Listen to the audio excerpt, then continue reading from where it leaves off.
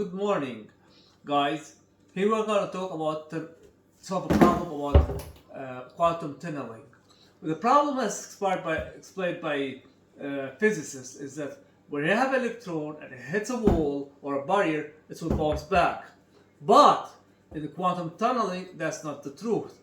The quantum is some of it bounce back, and some of them penetrate the barrier or the wall and go from the other side.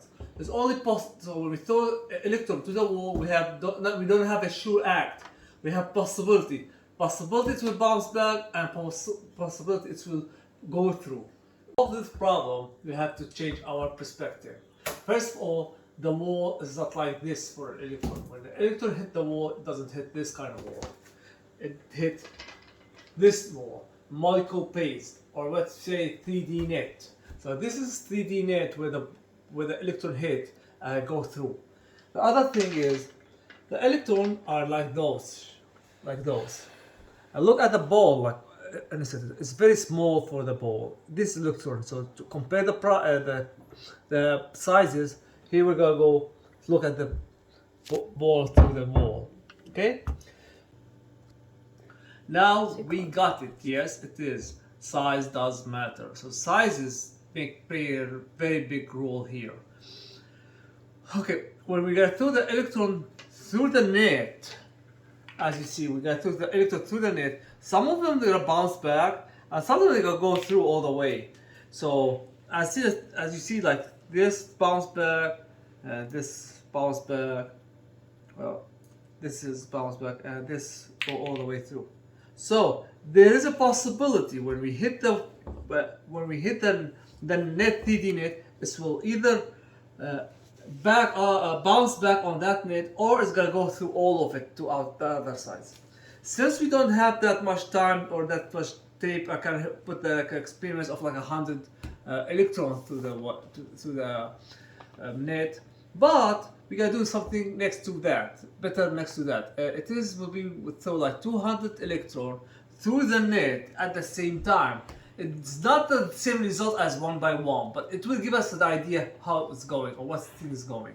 Some of them we got through the 200 electrons through this net, and want to see what the results on the other side. Thank you. Instead of throwing electron each once a time, and some move or some pass through, some stay in, I would do, I would do like stupid thing. I don't know if you see this, but like it doesn't matter, it doesn't pan, it does pan. Okay. So instead of shooting the electron 100 times to make sure which possibility is how much the possibility is, we gotta shoot like 100 electron or like maybe 200 electron at the same time. So some of them bounce back, and some of them will go through.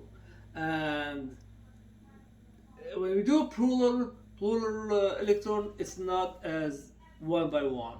And when we do plural electron, so we put 100 or 200 electron, it will be like, the thing will match.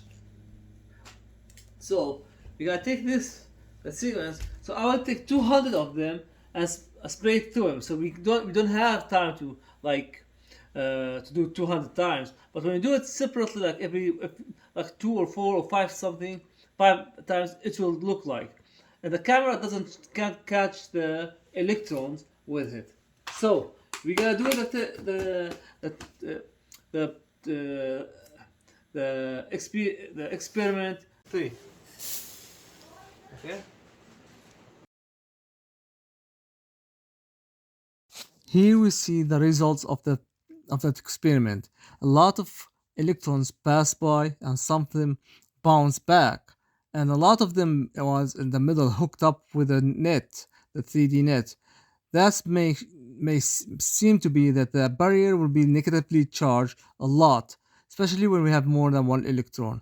That's not as possible with one electron by the time.